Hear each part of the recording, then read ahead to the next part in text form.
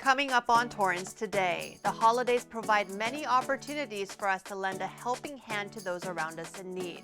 We'll show you some ways you can be a huge blessing to others.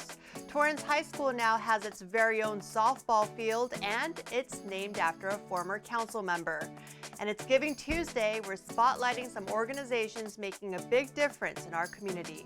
All this and more coming up right now on Torrance Today.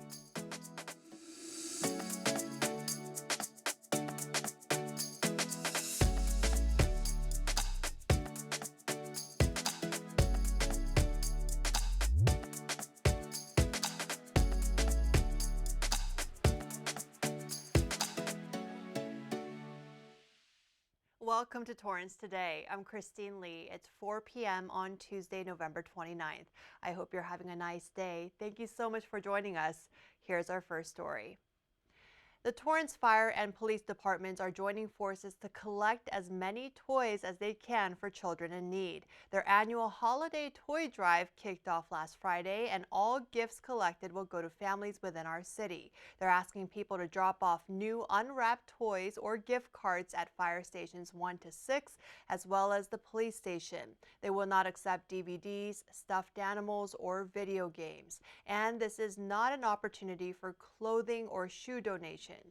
There is a big need for older kids' presents, such as art supplies, board games, and sports equipment. Families can request to receive a toy for their child by filling out the Assistance Program application. It's available at the Torrance Police Department or at Fire Station 1. You can also scan a QR code for a digital copy in English and Spanish.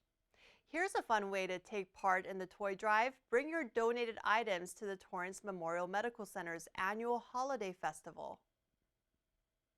On Saturday, if you bring an unwrapped toy, you can enter the tent free. Bring your family, see the tent, and the toys go to the Torrance Fire Department and Torrance Police Department, which they do an outreach to the community with the toys for children who probably wouldn't get a toy otherwise. Last year, I believe we collected like 4 huge, and I say huge boxes, they're probably 4 foot tall, 3 foot around, full of toys.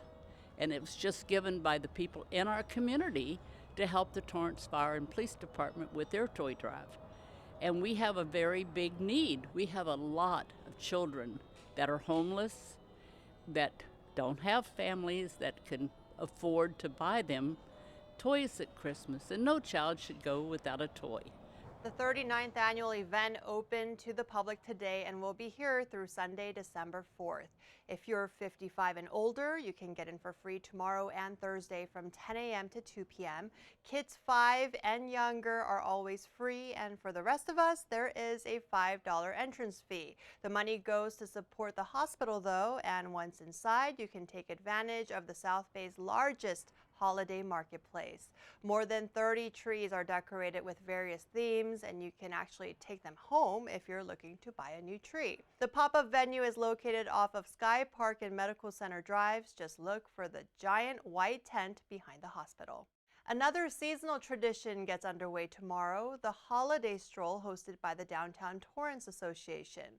Stores and restaurants along Sartori, El Prado, and Marcelina Avenues will be open, each offering something special for that evening starting at around 4 or 5 p.m. Holiday tunes, snow, and even Santa Claus will be there. Here's a QR code that, when scanned, takes you to an up-to-date interactive map of the shops throughout downtown. Well, we have an update for District 3 residents who are planning to meet their council member tomorrow. That meeting has been postponed to Thursday, December 22nd. Councilmember Assam Sheikh invites his constituents to meet him then, starting at 5:30 p.m. at the Katie Geisert Civic Center Library. Concerns, questions, and suggestions are all welcome. District 3 represents a wide portion of our city, including the Civic Center and the Del Amo Fashion Center. To see the full coverage area, log on to torranceca.gov/District 3. Torrance High School celebrated a major milestone last night. It unveiled a brand new sports complex for its girls softball team and named it after former council member and former TUSD board president Don Lee, who helped bring this vision into reality. 3.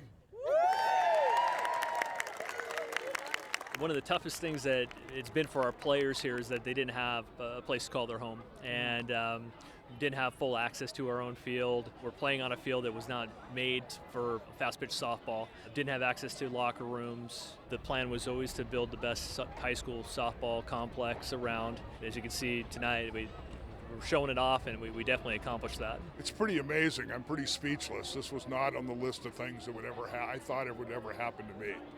You know, you work hard in the community, you try to do stuff, but this isn't why you do it. You do it because you want the community to be better. Women's sports have become more and more important at the high school level, and they deserve the same respect as the boys' sports, and this is really one of those big pieces that gives them that same respect. Lee is also a proud Torrance High alum and was selected as this year's Citizen of the Year by the Torrance Area Chamber of Commerce. He has served our community for decades in various capacities. The softball field bearing his name includes seating for more than 200 spectators and state-of-the-art lighting for nighttime play, which the school district says integrates video capabilities for high-quality live streaming of future games. If you also want to make a difference within the Torrance Unified School District, how about sponsoring a family for the holidays? The school district asks community members who are willing and able to consider helping their neighbors who may be less fortunate.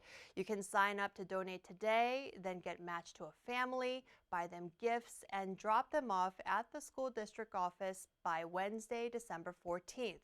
Your generosity will touch the lives of those who are experiencing homelessness, are in foster care, or are in some other form of need within our city. School officials say through no fault of their own, students often face some very adult challenges that make it extremely difficult to celebrate the holidays.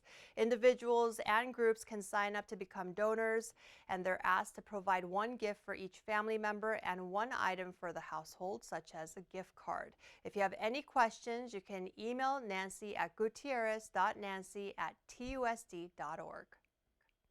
The Torrance Sister City Association has an exciting opportunity coming up where you can visit Japan next year. The group will celebrate 50 years in 2023. Over the decades, it's been a source of promoting friendship, goodwill, and understanding between the city of Torrance and our sister city of Kashiwa, Japan. Traditionally, until the pandemic, a group of 8 students and their adult leaders took a trip to Kashiwa every year, and the association is now looking for students and one more adult to come along to its next student cultural exchange program in the summer of 2023. That means they get to enjoy immersing themselves in Japanese culture in Kashiwa, which is a 40-minute drive from Tokyo.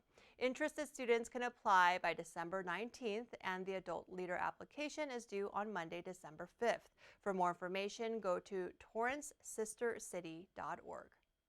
Well, after Cyber Monday comes Giving Tuesday, and we want to remind you of the many generous community groups in Torrance that can use some extra help. Here are a few of the organizations we've featured on our past shows. Our kids are coming from families that are experiencing homelessness, or they might also be from families that are just low income. Primarily, we provide shelter for families that are experiencing homelessness. Since that inception time, we've grown to also provide prevention and diversion services for families that are at risk of becoming homeless. I'm thankful that I get to serve the Lord in this aspect and be able to be His hands and feet and help the community, which I live in. I'm part of it, and I want to do as much as I can for it. A lot of people in need, and the money that's raised goes directly back into the community to help people with food or rent, utilities, hygiene, all kinds of assistance that we provide. And it's in great need right now. So we need support. We need help to make sure we can support the people in need. The need is a lot bigger than what we can do, but we're going to do our part to help. During Thanksgiving, a lot of people are very generous, but at the same time, there's just a lot more need now, it seems, in our community. So we're trying to do our best to get food out before the holidays and through the holidays, and then year-round as well.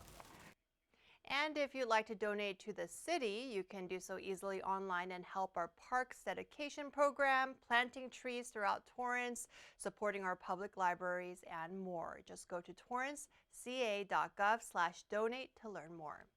Well, still ahead, it's Torrance Tuesday, and we'll let you know about an exciting opportunity for students as we get ready to wrap up the year when we come back in 60 seconds.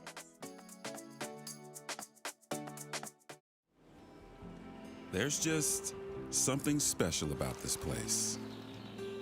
It feels like home, a living room under the sky and trees.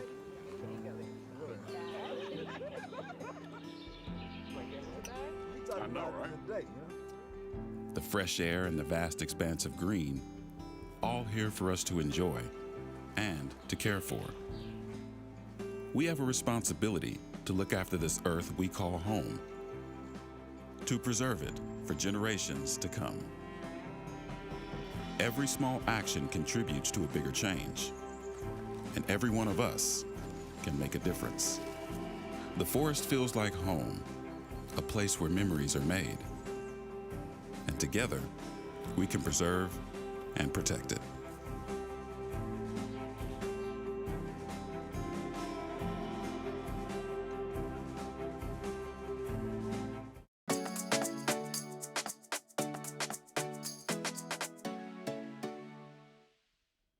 At the end of every episode of Torrance Today, we want to share a positive story that fits the theme for the day. On this Torrance Tuesday, here's a unique opportunity for our students from the Torrance Rose Float Association.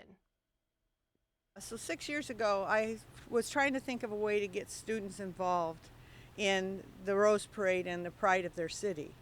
And I thought, why not have a design contest that's open to all the high school students in Torrance to come up with the design for the float for the following year. And I will say, ever since we've had this contest, our students haven't lost a year. Every year we've had a student come up with our float, we have won an award. So we have great kids in Torrance, and it's a good way to showcase them. Right now, our contest has already started for the 2024 parade. And the information's been sent out to the school districts. It's also available on our website. And the student who wins that will be riding on the float next time. And you don't have to be an artist. It's just, whatever sketch you come up with that fits the theme. And because trust me, our builder will take it and turn it into something beautiful. He's looking for your idea. Design winner will get to ride on the Torrance Rose Float in the 2024 parade. As for this year's float, volunteers are working away right now, and you can still join them. Visit torrancerosefloat.org to learn more about both opportunities. Well, that's our show for today. Let us know if you have a positive story to tell by emailing us at torrancetoday@torranceca.gov. Thank you for joining us. We'll see you back here tomorrow with more news from and for our Torrance community. Have a great day.